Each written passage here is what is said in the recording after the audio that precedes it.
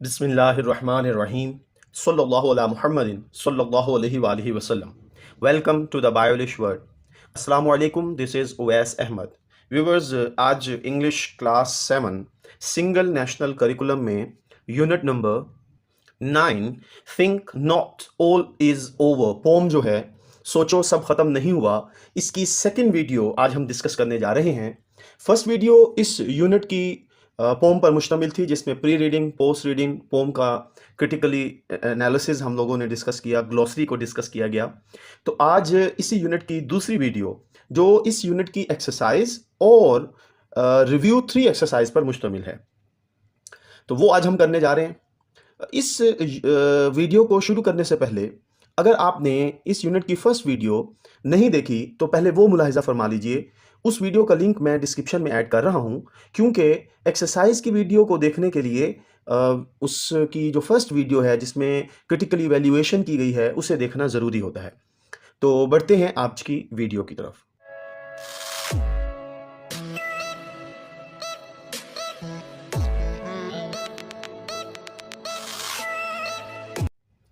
Exercise का आगाज होता है जी एक्सरसाइज मश्क, ओरल कम्युनिकेशन स्किल्स, जुबानी गुफ्तगू की महारतें।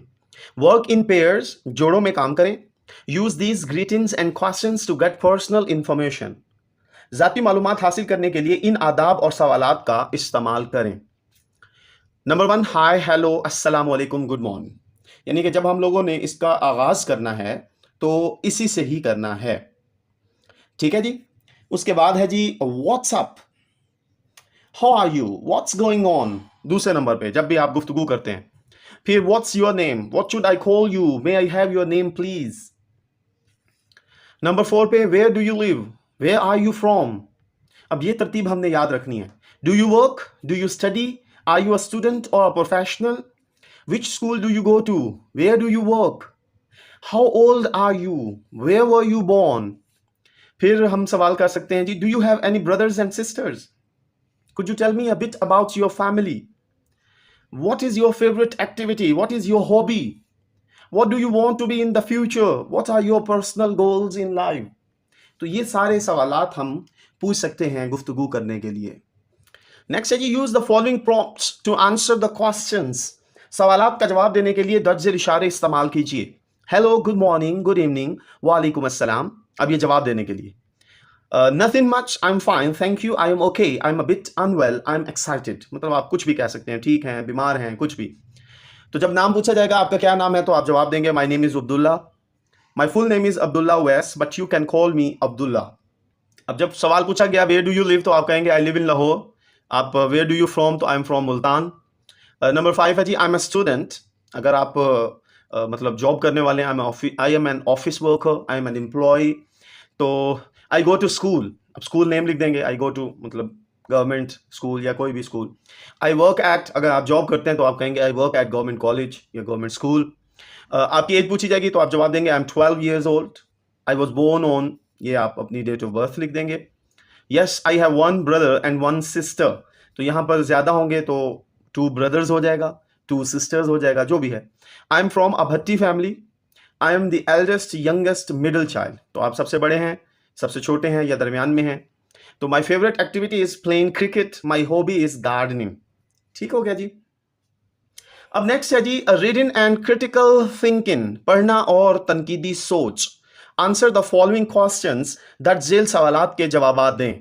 तो हमारे पास ये 6 सवालात हैं, इनके जवाबात मुलाहिजा फरमा लीजिए। पहला सवाल है जी what do you mean by the title think not all is over. Think not all is over उन्वान से आपका क्या मतलब है।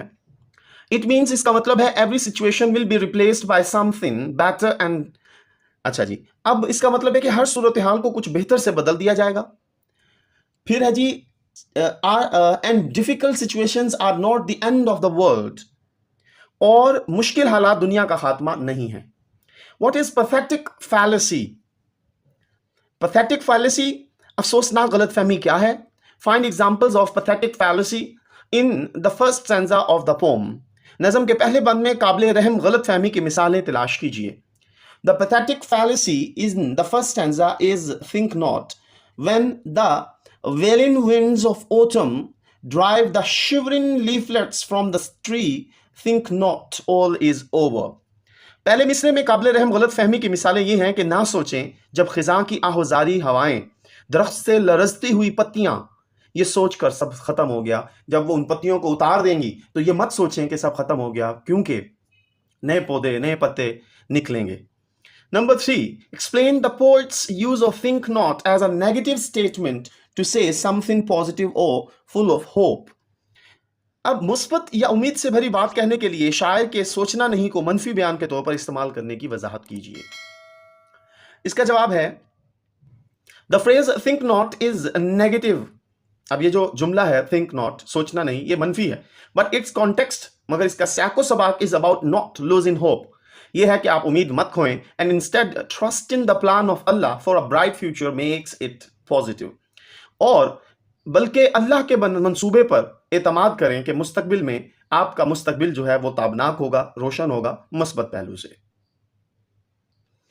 जी, question number 4, select the items from the poem that explain the idea that every difficult or sad situation has a comforting or more hopeful aspect. नज़म से वो चीज़ें मुंतखब करें जो इस ख्याल की वजाहत करते हैं कि हर मुश्किल या अफसोसनाक सूरत हाल का एक तसल्ली बख्श या ज़्यादा उम्मीद वाला पहलू होता है। तो इसका जवाब है think not all is over। ये सोचो सब खत्म नहीं हुआ। Spring returns, बाहर लौट आई है। Birds and leaves and blossoms thou shall see, कलियां और पत्ते फूल आप देखेंगे। Instead bursting the plan of God for brighter future makes it positive। कि मंसूबे को नाकाम बनाने के बजाय रोशन मुस्तकबिल के लिए अल्लाह ने इसे मुस्बत बना दिया। नंबर 5 है जी, choose words from the poem which are symbols of sadness. नज़म से ऐसे अल्फाज का इंतखाब करें जो उदासी की अलामत हों। The following are the words which are symbols of sadness in the poem. नज़म से लिए गए जो अल्फाज हैं वो अलामत पेश कर रहे हैं मदरजा ज़ेल अल्फाज उदासी की, जिसमें वेलिन है, वीकनेस है, फ्रोजन बर्ड्स हैं एंड वारी है। रोना, उसके अलावा आहो बकार करना, जमी हुई कलियां, थकी हुई। और लास्ट क्वेश्चन है जी, choose expressions from the poem that show the things will change and God's blessings will be evident. नज़म से ऐसे तासुरात का इंतखाब करें जिससे जाहिर हो कि हालात बदल जाएंगे और अल्लाह की बरक़ात जाहिर होंगी। स्प्रिंग रिटर्न्स, बहार लौटती है। Birds and leaves and blossoms दो शल सी, कलियों और पत्तों और फूलों को आप देखेंगे। Songs and sunshine shall again return, गाने और धूप फिर लौट आएगी। He will wipe away thy every tear, वो तेरा हर आंसू पूंछ देगी, वो आपका हर आंसू पूंछ देगी। God at last shall bring a morning hour, अच्छा आखिरकार सुबह का वक्त अल्लाह लाएगा। जी, नेक्स्ट है जी, guess the meanings of the words below and then compare them with their dictionary meanings. नीचे दिए गए अल्फाज के मानी का अंदाजा लगाएं, फिर उनका लुगत के मानी से मुआजना करें। वर्ड्स है जी, लीफलेट्स किताबचा, a piece of paper that gives you information और एडवर्टाइजेज समथिंग। जी, कागज का एक ऐसा टुकड़ा जो आपको मालूमात देता है या किसी चीज की तशहीर के लिए इस्तेमाल होता है। चिल, ठंडा, an unpleasant feeling of coldness, नाखुशगवार एहसास ठंडक का। इन द एटमॉस्फेयर, माहौल में, फिजा में। वन सराउंडिंग्स, किसी के इर्द गिर्द, और द बॉडी या जिस्म को ठंडा कुछ लगे। ड्रेरी, खौफनाक, डिप्रेसिंगली डल एंड ब्लीक और रेपिटेटिव, मतलब उदास, बेरौनक, ठीक है, उजड़ा हुआ या बार बार की तकरार। इंड्योर, बर्दाश्त करना, सफर। समथिंग पेनफुल और डिफिकल्ट, पेशेंटली, जी, किसी भी खतरनाक तकलीफ दे चीज को बड़े ही तहम्मुल से बर्दाश्त करना। वेलिंग है रोना, क्राइम विद पेन, तकलीफ से रोना। ग्रीफ और एंगर, गुस्सा या गम। चेरिश्ड, पालने वाला। Protect and care for someone lovingly, बड़े प्यार से किसी की देखभाल करने वाला। जी, नेक्स्ट है जी, वोकैबुलरी एंड ग्रामर, ज़ख़ीरा अल्फाज और ग्रामर। रिमेंबर, याद रखिए, होमोग्राफ्स, हम इमला अल्फाज। होमोग्राफ्स आर वर्ड्स, हम अल्फाज, इमला अल्फाज ऐसे होते हैं that have the same spelling, जिनके हिजे एक जैसे होते हैं, but have different pronunciation and meaning, लेकिन उनका तलफ़ुज़ और मानी मुख्तलिफ होते हैं। एग्जाम्पल है जी, वेल, ये नाउन है। A deep whole full of water, एक गहरा सुराख, कुआं, पानी से भरा हुआ। वेल, एडजेक्टिव है, बेहतर महसूस करना। अ फीलिंग पीपल हैव, एक एहसास जो लोग रखते हैं।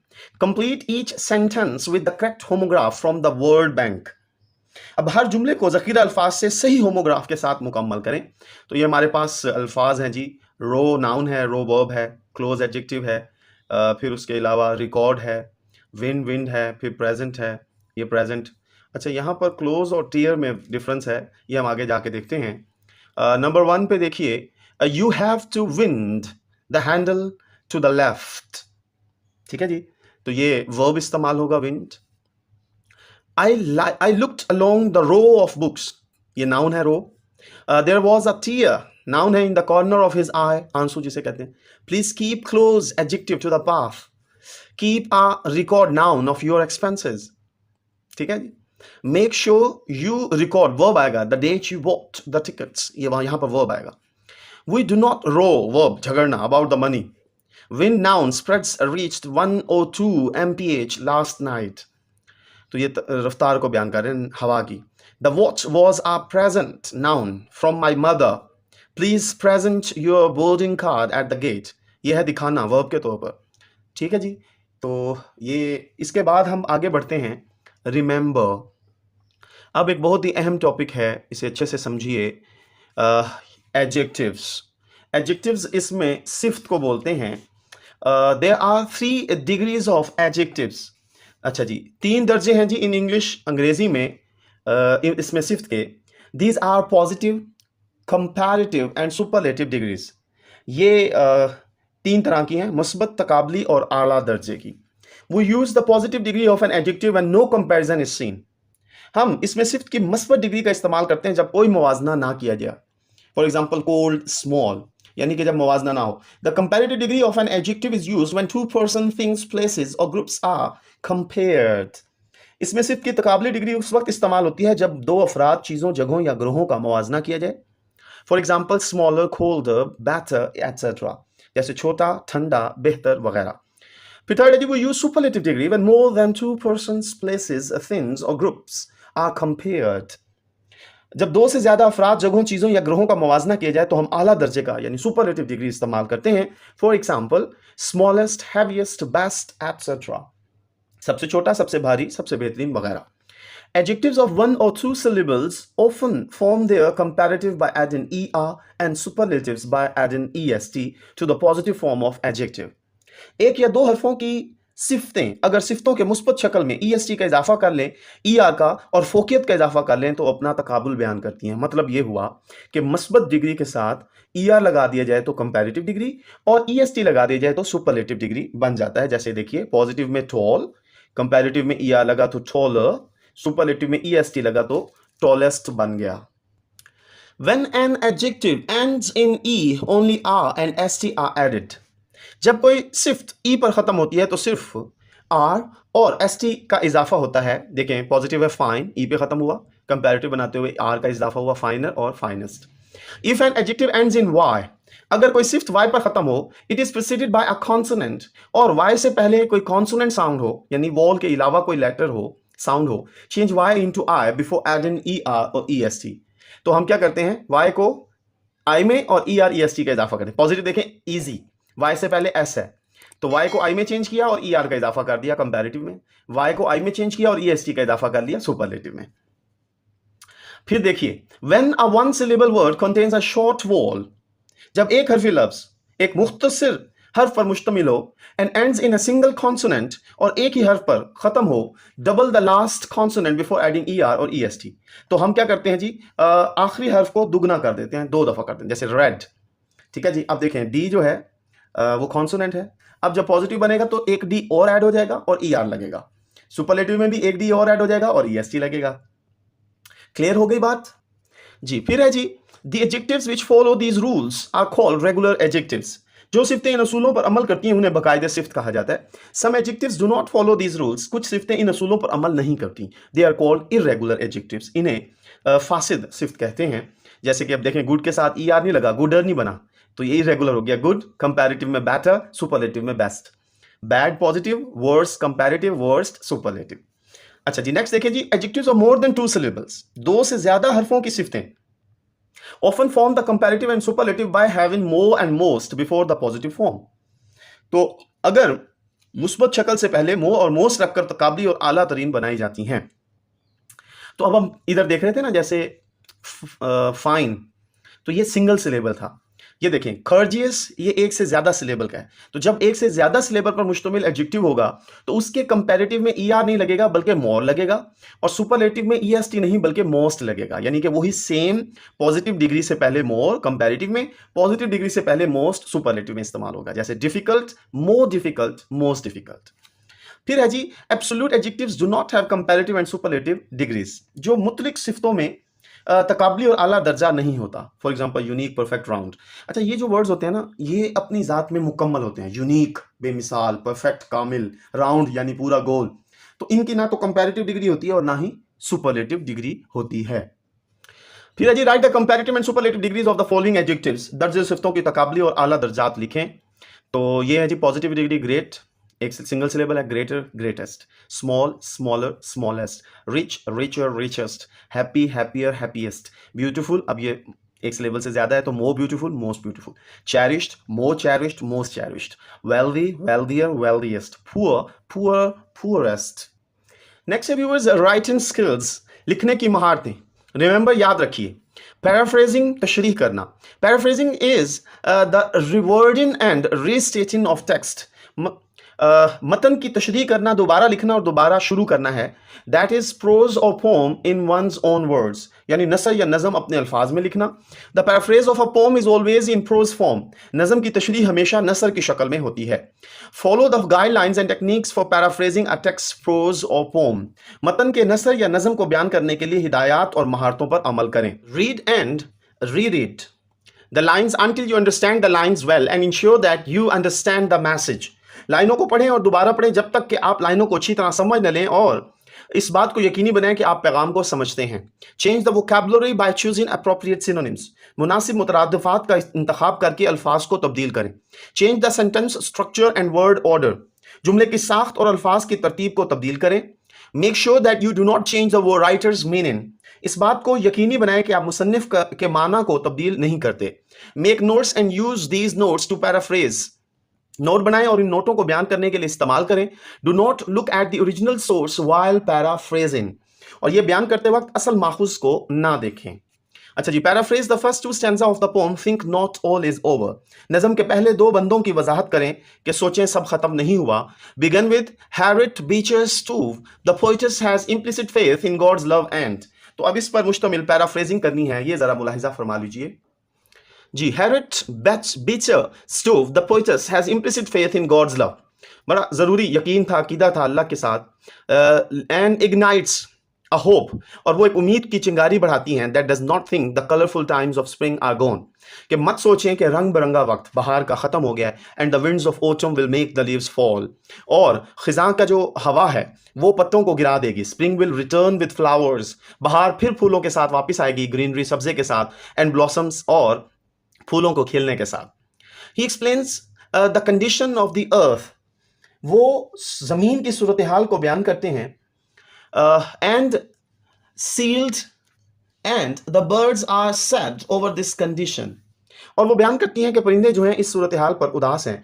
अगेन पोएट गिव्स होप, फिर इस उम्मीद को बयान करते हैं बाय सेइंग, ये कहकर दैट गॉड लाइक्स, कि अल्लाह पसंद करता है, and he will make the good time return with sunshine and songs, कि वो अच्छा वक्त दोबारा लेकर आएगा सूरज की रोशनी और नगमात के साथ। तो यहाँ पर इस यूनिट की एक्सरसाइज मुकम्मल होती है। तो जैसे मैंने आप लोगों को आगाज में कहा था कि हम रिव्यू 3 एक्सरसाइज भी करेंगे, वो जरा मुलाहिजा फरमा लीजिए। ओरल कम्युनिकेशन स्किल्स, ये देखिए हमारी रिव्यू 3 जायजा 3 एक्सरसाइज है। ओरल कम्युनिकेशन स्किल्स में जी जुबानी गुफ्तगू की महारतें। Make pairs of students and ask them to have a discussion on Eid day, तुलबा के जोड़े बनाएं और उनसे ईद के दिन पर बहस करने को कहें। ये ज़रा मुलाहिजा फरमा लीजिए। अब जब ये ग्रुप बनाए जाएंगे तो उनमें ये the following topics will be discussed in the discussion, तो उनकी जो गुफ्तगू होगी इसमें मदरजा से उन्वानात जो हैं वो डिस्कस होने चाहिए। हिस्ट्री, तारीख and origin of Eid day, कि ईद का आगाज़ कब से हुआ। Religious significance of Eid day, Eid की मजहबी अहमियत। Traditional celebrations and activities associated with Eid day. अब ईद के साथ जो मुंसलिक रिवायती तकरीबात और सरगर्मियों पर तबादला ख्याल होना चाहिए। Ways in which Eid days is celebrated in different countries and cultures. अच्छा जी, मुख्तलिफ ममालिक और सकाफ़तों में ईद के दिन मनाने के तरीक़ों के बारे में बात होनी चाहिए। और लास्ट है contemporary challenges faced during the celebration of Eid day, Eid के दिन की तकरीबात के दौरान दरपेश असरी चैलेंजों पर भी गुफ्तगू होनी चाहिए। तो ग्रुप बना के स्टूडेंट्स जो हैं वो इन टॉपिक्स के ऊपर, यानी एक ग्रुप जो है वो इस टॉपिक पे बात करे, दूसरा इस पर, तीसरा इस पर, चौथा इस पर और पांचवा इस पर। नेक्स्ट है जी रीडिंग एंड क्रिटिकल थिंकिंग, पढ़ना और तनकीदी सोच। Read the following sentences and identify metaphor, simile and personification. दर्ज जुमलों को पढ़ें और इस्तारा, तशबीह और शख्सियत की शनाख्त करें। तो ये हमारे पास 12 जुमले हैं, तो ये ज़रा मुलाहिजा फरमा लीजिए जी। पहला जुमला, he is as brave as a lion, ये सिमिली है। Her hair was as dark as night, ये भी सिमिली है। नेक्स्ट है जी, the cookies begged me to eat them, personification, बेजान चीज़ को जानदार की खूबी दी गई है। नंबर 4 है जी, doing homework is like doing chores, simile है, लाइक आ गया। My tea was like hot lava, तो ये भी सिमिली है। I am a rock strong and hard, ये मेटाफर है, ठीक है जी। फिर है जी, the camel is called the ship of the desert, metaphor है। Experience is like a teacher, ये सिमिली है। शी इज़ अ कुकू, ये मेटाफर है। नंबर 10 पे है, the wind was mourning and flowers were tossing their heads, ये personification है। 11 पे है जी, soldiers were like lions in the fight, like आ गया तो ये सिमिली है। और लास्ट पे है जी, the sun is playing hide and seek with the clouds, तो अब सूरज जो है वो बेजान है, उसके पास ये खूबी नहीं है कि वो छुपन छुपाई खेले, तो ये पर्सोनिफिकेशन है। नेक्स्ट है जी, identify each statement as fact और ओपिनियन, तो हर बयान को हकीकत या राय के तौर पर शनाख्त करें।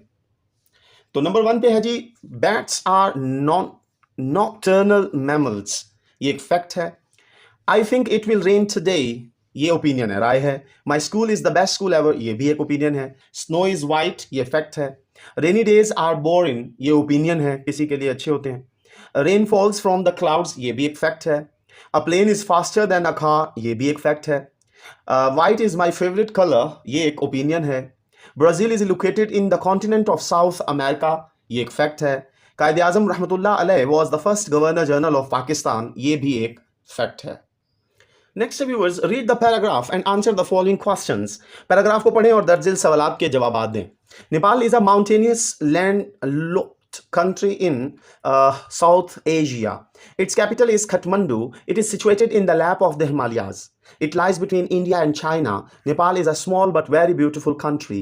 It is about 500 miles long and 100 miles wide. Nepal has an area of about 147,181 square kilometer and population of 29 million. The highest peak of the world, Mount Everest, is also situated in this country. Nepal is rich in nature. It can be divided into 3 geographical regions. The Himalayas are covered with snow. There are hills and narrow villages in the central part of the country. Famous valleys like Kathmandu and Pokhara lie in this part. There are plains in the southern part, which is called the Terai region. The soil of this area is fertile. People are mainly farmers. They produce rice, wheat, maize, and fruits. This region is known as the Green Belt of Nepal.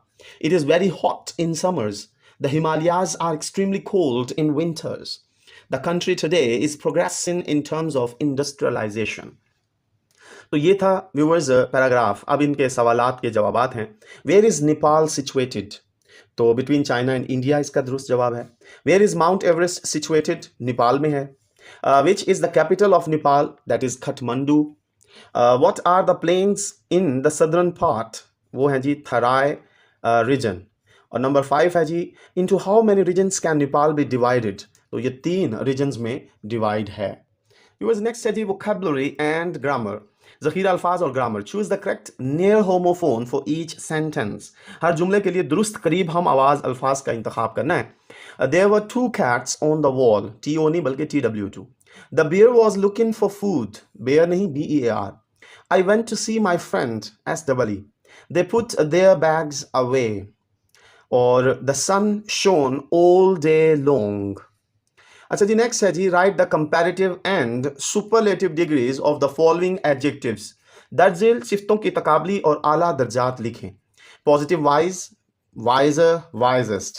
Young, younger, youngest. Old, older, oldest. Dry, drier, driest. Ugly, uglier, ugliest.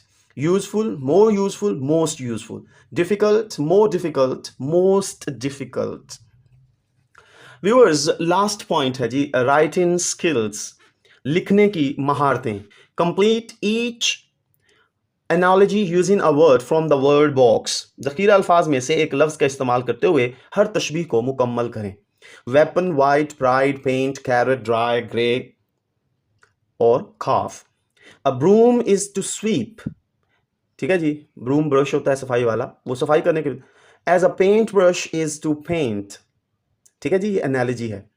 A mountain is to tall as a desert is to dry, तो पहाड़ की ऊंचाई और desert की खुश्की। A bowl, a bowl is to a dish as a sword is to a weapon. A sheep is to a lamb as a cow is to a calf. A lemon is to yellow as snow is to white. A flamingo is to pink as a rhino is to gray. Salt is to pepper as peas are to carrot. A fish is to shoal as a lion is to pride. ठीक है जी। तो viewers, यहाँ पर हमारे इस unit का इख्तिताम होता है, जिसमें हम लोगों ने एक्सरसाइज को डिस्कस किया उस यूनिट की, और उसके साथ साथ रिव्यू 3 एक्सरसाइज, जायज़ा 3 एक्सरसाइज की, जो 3 पिछले असबाक पर इंक्लूडिंग दिस वन असबाक पर, यूनिट्स पर मुश्तमिल है। मैं उम्मीद करता हूँ आपको तमाम पॉइंट्स अच्छे से समझ आए होंगे। अगर वीडियो अच्छी लगी है तो प्लीज़ इसे लाइक कीजिए, दोस्तों के साथ शेयर कीजिए, और प्लीज़ चैनल को ज़रूर सब्सक्राइब कीजिए। खुश रहें, खुशियाँ मानते, अपना ख्याल रखें, अपने बड़ों का, अपने साथी कराम का, अपने वालिदैन का एहतराम करें। अल्लाह हाफिज़ व नासिर।